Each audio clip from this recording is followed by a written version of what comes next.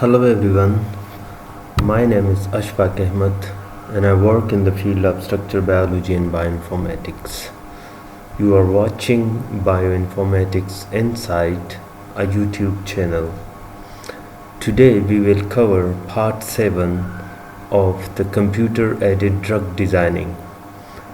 And in this part 7 in particular we will cover off-target binding. But let me tell you what we have covered so far.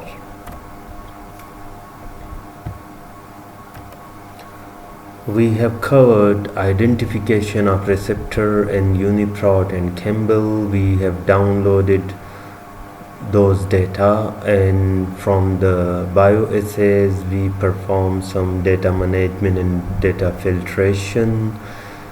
We also learned how we will be able to remove the unwanted substructures and how we can analyze that data based on the fingerprints. And finally, in the last two sections, or part 5 and 6, we learned that how to cluster the big data into groups and then how to identify a common substructure from that data. Today in part 7 we will learn how to calculate, or I would say how to detect the off-target binding proteins for a drug. What are off-target binding? Before to cover this part, I also apologize for a delay in part 7, but there were some factors like I was busy, and in fact I am busy, but also I found that very few people are taking interest in this course. So that's why ultimately it has dropped my interest. And believe me, it's not as simple like I'm picking something and I will sit in front of computer and will start recording. It's not so. There are stuffs, and from they somehow they are not working as they are saying because of different limitations. So I spend too much time, and then I'm trying to change the code or to do something else, but to make it work somehow for you people. So that's why at times I also feel a kind of bored that people are not taking interest in such kind of things. Because most of the time everyone in this kind of fast world, I would say, fast running world, I would say, people are just trying to find out the shortest possible way for an answer or for their problems, but they believe me, you will not always find the shortest possible way. So let's coming back to the point. Today we will cover part 7, and hopefully I will load part 8 and part 9 quickly, and then officially I will close this this CAT course. I have so why I'm doing this part 7, I also acknowledge those people. There are 2 or 3 guys who are continuously messaging me on my WhatsApp, like to upload part 7. So somehow I was compelled by those guys, so thanks to them. Anyway, okay, so what are off target binding? So the off target binding actually means that, for example, you are working with a drug and you don't know whether your drug will be specific or not. When you will need this kind of thing? This is a question. I want to clear it here because most of you will ask me in the comment section later on. You will need to calculate if your research is on drug repurposing. That's the main thing. If your research is not on drug repurposing or drug reprofiling, then I'm afraid you may not need this part 7. And this is basically from the domain of drug repurposing or drug reprofiling. So in off target, actually we want to see that how much this drug is specific and how much this drug is deviating the other rules. And the other rules, I means they are missing its own target, or I would not say missing, but the particular drug actually also interacts some other enzymes or other proteins. So we will call them off target. Why we receive off target? This is also another interesting question can come in your mind.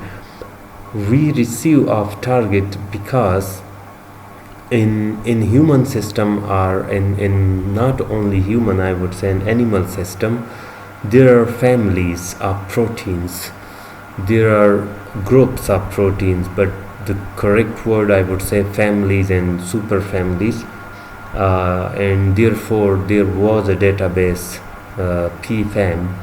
I use the word was because the PFAM means protein family is not merged to another database. I forgot its name. Okay, so if we talked about kinase, so kinase, there is not a single kinase. There are a lot of kinases. If I'm not wrong, 518 in humans only. Okay, but on the other side, these kinases mostly perform a similar function. They bind to ATP, they remove phosphate and convert it to ADP, and thus it is activated for some function. So these kinases, they often maintain a similar kind of interacting residues. So if you design, or if someone else design a drug for a specific kinase, then there is a possibility that if he or she has designed the drug for kinase 1, so there is a possibility that it may also interact with kinase 10, just as an example. So if it interacts to kinase 10 and 11, so the 10 and 11 will be considered an off-target binding because you have designed it for kinase 1. So it was the simplest explanation I could give to you people. Okay, let's come to the main stuff, how we will perform such kind of off-target binding calculation. So you will need to come here, then, and for sure I'm almost sure that you will be able to reach here, but still you can find this link in the description section, and then you will see here two part 7. One is calculate off target binding, and the other will be pharmacophore modeling. So this video is not covered yet, but today we will cover off target binding. So you need to click here, and once you click it, you will have this kind of thing. I have opened already. Okay, click connect here. Once it is connected, then you will need to install something. So let me click the installation stuff first, then we will keep on discussing here. Okay, I will also try to keep this video a bit shorter, so in the middle, if I get if I speed up, so sorry for that. Okay, ends up this tutorial, it's already covered, I told you. And what are the references you can see here? Okay, what is the theory? So the theory is like this: if you see this picture, if you have a PDB ID or a PDB file, then we can calculate the binding site comparison of different proteins for their drug, and then from there we will come to know that what are the off-site binding. In today's tutorial we will cover a drug, imatinib. It is a cancer drug, and it is working against tyrosine kinase, or you can say it is a tyrosine kinase inhibitor. So let me install these things. Wait. Here, also here. Okay. So the tyrosine kinase is actually that imatinib is actually an inhibitor for tyrosine kinase, but as I told you, there are many other kinases too. Also there are many other proteins, and it has been mentioned also in different research papers that imatinib is not specific. That is why this drug was particularly designed for chronic myeloid leukemia and gastrointestinal stromal tumor, but later on it was allowed by FDA for some other types of cancer. But they have allowed it, it's okay, but as a result of this off target binding, a patient normally receives different kind of side effects. So another limitation I will also tell you about this notebook. First, I told you if you are working on drug repurposing, so this notebook is for you. Another limitation is that if you if you find a compound for your enzyme, and if the compound is new means not previously reported with other proteins, so again you may not be able to perform such kind of calculation here. There will be other servers or other methods, but I'm specifically talking for this method and for this notebook. Let's see how much.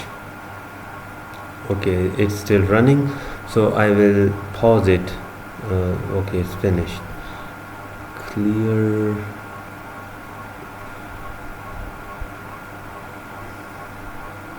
Okay, during installation of this step you may receive a message for a restart. So if you receive a message here for a restart, then you have to wait for the completion of this step. So let's see we are receiving or not. Okay, you can see I have received a restart, but you will not click here. We have to wait for the completion of this step. Once it is completed, you will see a tick sign here, then we can restart this session.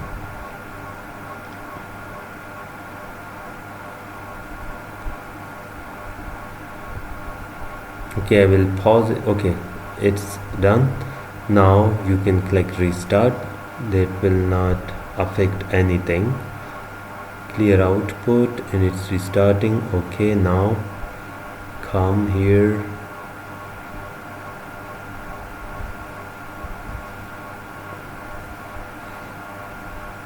We'll do some import.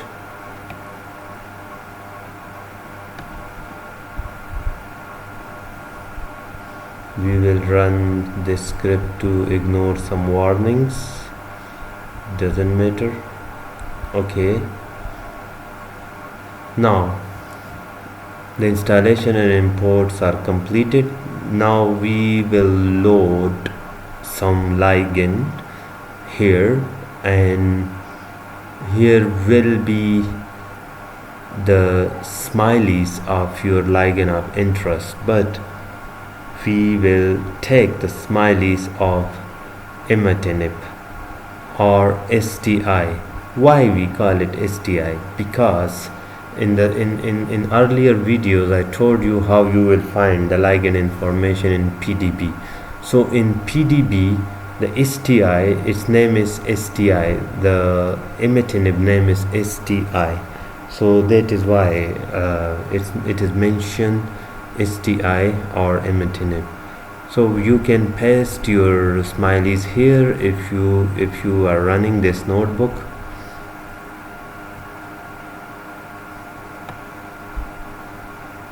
Okay, now we will add some hydrogen here. We will run it quickly.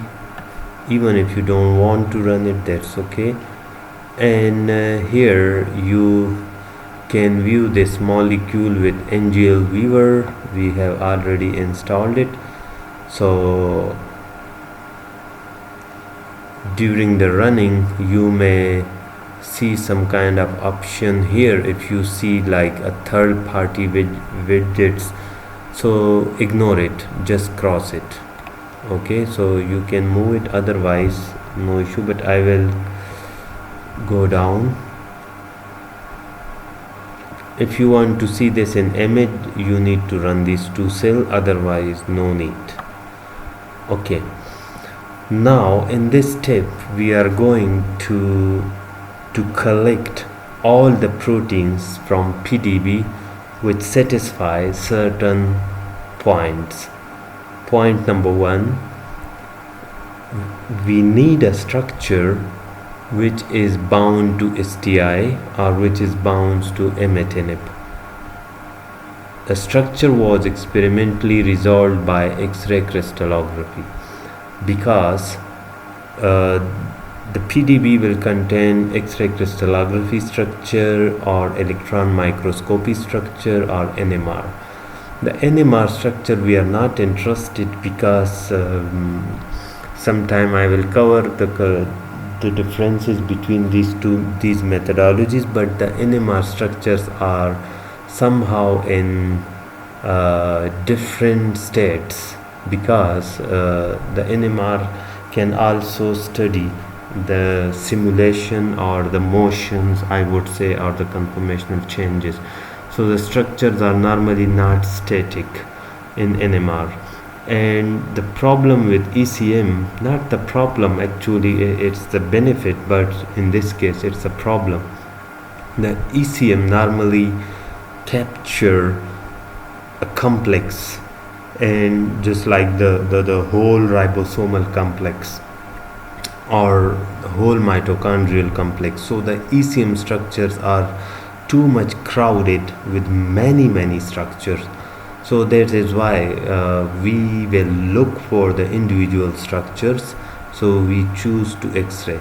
So our second filter will be a structure solved by X-ray. The first, those structures which are bound to imatinib. The structure has a resolution less than 3. The structure has only one chain. So we will fit, or we will keep these things, and we will run these codes. So there are total 28 structures which are present in the PDB that contains imatinib as inhibitor. Once again, I'm going to clear you, if your ligand is new or if there is no data in the PDB, then you may not get such kind of information, and therefore this notebook is not for you.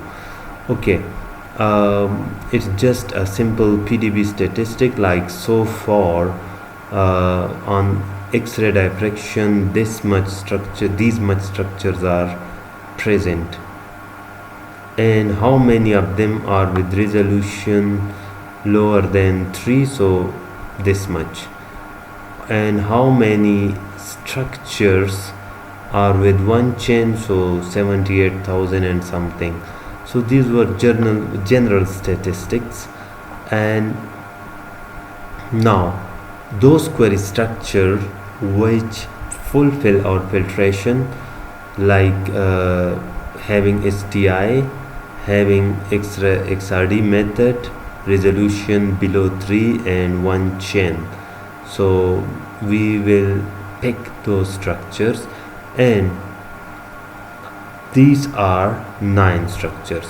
Now a question may comes in your mind that above there were 28 structures. Yes, there are 28 structure in PDB which contains the imatinib, but 9 among them are satisfying this query.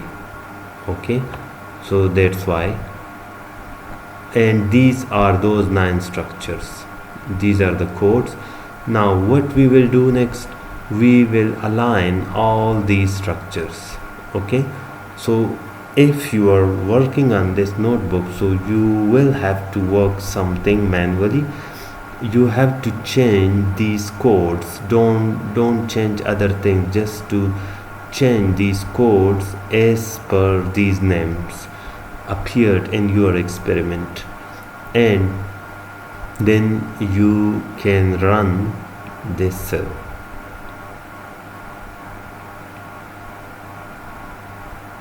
Okay, so what this code will do, it will download all these structures into this directory. You can see here they are, all the 9 structures. Now we will do some alignment. Once again, you have to perform some manual editing, just like in the same order. This protein name, this you have to change this name with your own codes, also these names, and if you want, so you can change them here too. I would suggest change it, otherwise, because it will create confusion if you did not change these names, the left side of this equal sign. If you did not change, it will not produce any error, but this one will produce error, so that's why. Okay, also let me tell you, if you have some other change, also you have to change these names.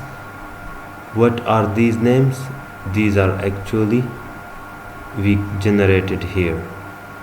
So once you change these things, then you have to also, here you can see structure 2PLO get atom.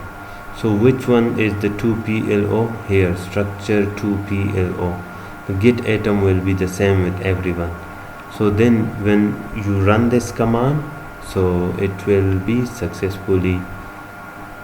Okay, now we will run this, and it will calculate some RMSD matrix. Now we will print the RMSD in the form of a heat map. So these are our 9 structure, 1 2 3 4 5 6 and 9, and 9 on y-axis. And if you see, these digits actually represent the angstrom differences, or the RMSD in angstroms, So the darker color means higher differences, and you can read it like this. For example, 3FWI has a 30 angstrom RMSD with the 3HEC, like this. Y0, because this is a matrix, so the self is always 0, 1 XBB with 1 XBB0. So we perform alignment, simple. We got based on our drug, we collected all the structures, then we choose some structures based on filtration and we align them. Okay, now once you align it, then we plot the alignment results in the form of a heat map.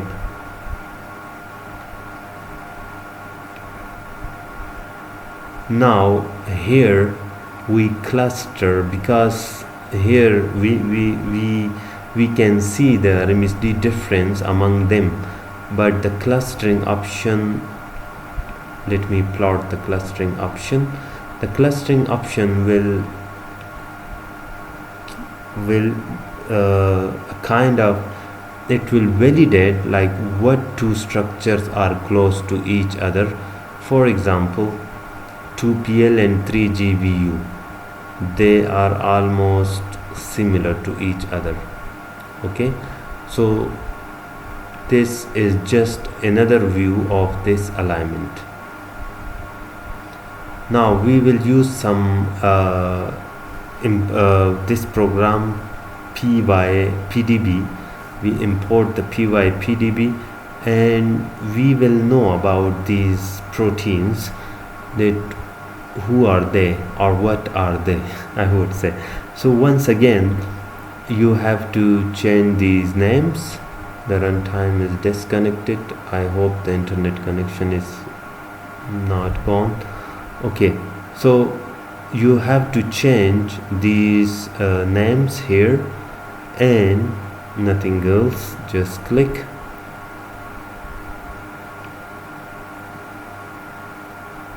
Okay, now you will see a result like here, some 9 structures and then description of these 9 structures. So it is important we will look at the end.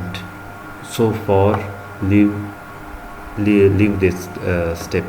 Okay, now in the next step we will align the binding sites of these PDB structures. We will not align all the structures, only the binding sites of these PDB structures. So for the binding site we choose our we write this code and we ask the program like to extract those residues from all the structures which binds to the STI. Remember, if you are dealing with something else, not the STI, then it should not be STI, otherwise it will give you error. The name will be changed with your own ligand. So the binding site, so they are extracting the binding site and now we will import it. Again you have to change these names.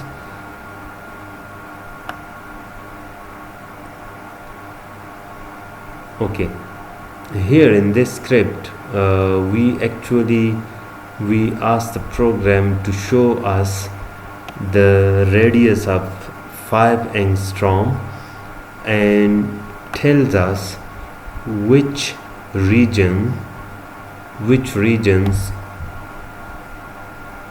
if you can see, so there is not the whole protein, just the I would say a huge collection or a crowd of different ligands. Actually all of them are amitinib but with different proteins, 9 proteins, and this is the binding pocket.